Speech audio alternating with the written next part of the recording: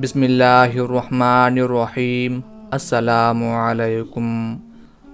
حضرت حارثہ بن سراقہ رضی اللہ تعالی عنہ ایک انصاری صحابی تھے۔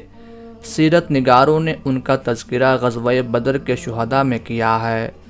غزوہ بدر کفر و اسلام کے درمیان پہلی جنگ نہایت ہی دور رس نتائج اور اہمیت کی حامل تھی۔ یہ حق و باطل میں فرق کرنے والی تھی۔ یہی وجہ ہے اسے غزوۃ الفرقان بھی کہتے ہیں۔ اللہ کے رسول صلی اللہ علیہ وآلہ وسلم نے جب لوگوں کو دعوت جہاد دی اور ان سے کفر کے مقابلے کے لیے نکلنے کو کہا تو حضرت حارثہ رضی اللہ تعالی عنہ اپنی والدہ کے پاس آئے۔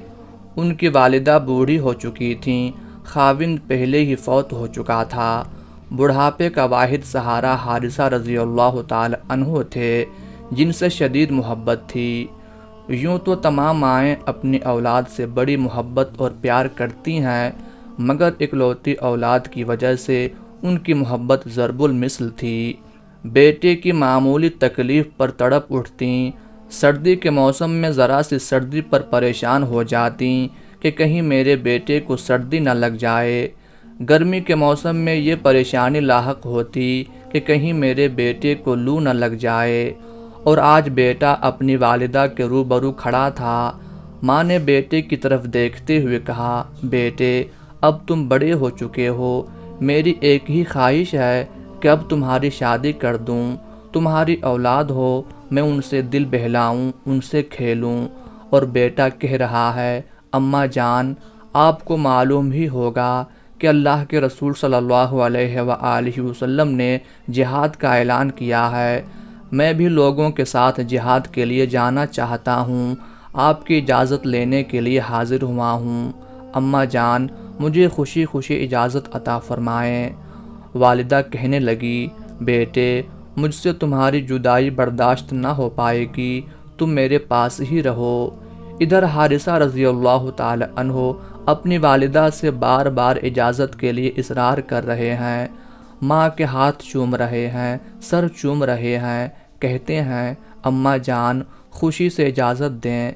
جب بیٹے کا اصرار حد سے بڑھا تو بوڑھی والدہ نے کہا، بیٹے ٹھیک ہے تم جہاد پر جانا چاہتے ہو، میں تمہیں اجازت دیتی ہوں، مگر سنو تمہارے بغیر میرا دل نہیں لگے گا، جب تک تم واپس نہیں آ جاتے مجھے کھانا پینا اچھا نہیں لگے گا، مجھے چین نہیں آئے گا۔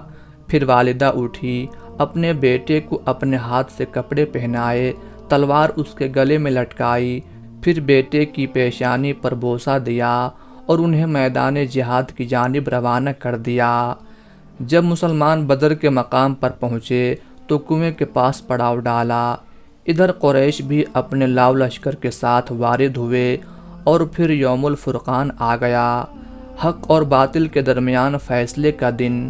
مسلمانوں نے بھی اور کافروں نے بھی لڑائی کے لیے صفیں باندھ لیں۔ خود رسول اللہ صلی اللہ علیہ وآلہ وسلم نے مسلمانوں کے لشکر کی صف بندی فرمائی۔ آپ نے حباب بن منذر رضی اللہ تعالی عنہ کے مشورہ پر آگے بڑھ کر پانی کے کنویں پر قبضہ کر لیا تھا اور اس کی حفاظت کے لیے ایک انصاری جوان حبان بن ارقہ رضی اللہ تعالی عنہ کو مقرر کیا کہ کوئی دشمن اس میں زہر نہ ملا دے۔ چنانچہ ان کو یہ ہدایت کی گئی کہ دشمن کا کوئی بھی آدمی کنویں کے قریب پھٹکنے نہ پائے۔ بنی نجار سے تعلق رکھنے والے یہ صحابی تیر چلانے میں بڑی مہارت رکھتے تھے، ان کا نشانہ کم ہی چوکتا تھا۔ لڑائی شروع ہونے سے ذرا پہلے حضرت حارثہ رضی اللہ تعالی عنہ کو پیاس محسوس ہوئی اور انہوں نے کنویں کا رخ کیا۔ وہاں پہنچ کر کنویں سے پانی نکالا، اپنی پیاس بجھانا چاہتے تھے کہ کنویں کی حفاظت پر مامور انصاری صحابی نے سمجھا یہ دشمن کا آدمی ہے جو کنویں میں زہر ملانا چاہتا ہے یا مسلمانوں کو ایذا پہنچانا چاہتا ہے۔ کہنے لگے، نعوذ باللہ، اسلام کا یہ دشمن ہمارے کنویں کو خراب کرنے کے لیے آیا ہے۔ انہوں نے اپنے تیر کو کمان میں رکھا اور شست باندھ کر پوری قوت سے حضرت حارثہ رضی اللہ تعالی عنہ کی طرف پھینکا۔ تیر سیدھا ان کے حلق میں جا لگا۔ حضرت حارثہ رضی اللہ تعالی عنہ نے چیخ ماری اور زمین پر گر پڑے۔ مسلمانوں نے انہیں دشمن کا آدمی سمجھا، کسی نے ان کی طرف توجہ نہ دی۔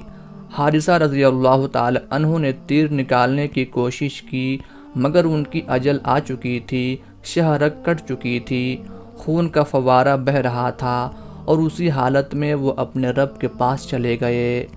جب ان کی موت واقع ہو گئی تو کنویں پر معمور محافظ صحابی آگے بڑھے اور اپنے تیر کا شکار ایک مسلمان کو دیکھ کر سخت حیران و پریشان ہوئے کہ یہ کیا ہوا، میں نے ایک مسلمان کو قتل کر دیا، لا حول ولا قوت الا باللہ، میں نے تو اسے دشمن کا آدمی سمجھا تھا۔ حضور نبی کریم صلی اللہ علیہ وآلہ وسلم کو خبر دی گئی، آپ نے اس انصاری صحابی کو معاف کر دیا کہ ان کا کوئی قصور نہ تھا۔ اللہ تعالیٰ نے بدر کے میدان میں مسلمانوں کو فتح و نصرت سے ہمکنار فرمایا، مسلمان خوشی خوشی واپس مدینہ آئے۔ آپ صلی اللہ علیہ وآلہ وسلم نے پہلے ہی حضرت بلال اور حضرت زید رضی اللہ تعالی عنہما کو فتح کی خوشخبری دے کر مدینہ بھجوا دیا تھا۔ جب مسلمان واپس آئے تو اہل مدینہ نے مجاہدین کا والہانہ استقبال کیا۔ عورتیں، بچے اور بوڑھی عورتیں اپنے خاوندوں، والدوں اور بیٹوں کے انتظار میں تھیں۔ رشتہ دار والہانہ طور پر اپنے عزیزوں کا استقبال کر رہے تھے۔ انہیں استقبال کرنے والوں میں حارثہ رضی اللہ تعالی عنہا بھی موجود تھیں۔ مسلمان مجاہد مدینہ منورہ میں داخل ہوئے۔ بچے آگے بڑھ بڑھ کر اپنے والد محترم کو سلام کر رہے ہیں، ان کے احوال پوچھ رہے ہیں۔ حارثہ رضی اللہ تعالی عنہا ایک طرف شوق انتظار میں کھڑی ہے کہ کب اس کا لخت جگر نظر آئے، اس کو سینے سے لگائے، اپنی اداسی دور کرے۔ قافلے آتے رہے، اس کے پاس سے گزرتے رہے، مگر ان میں اس کو اپنا لخت جگر حارثہ رضی اللہ تعالی عنہ نظر نہ آئے۔ دل میں طرح طرح کے وسواس اور خدشات پیدا ہو رہے تھے۔ آخر دل کو تھام نہ سکی، ایک صحابی کا راستہ روک کر کھڑی ہو گئی، پوچھا، تم حارثہ کو جانتے ہو؟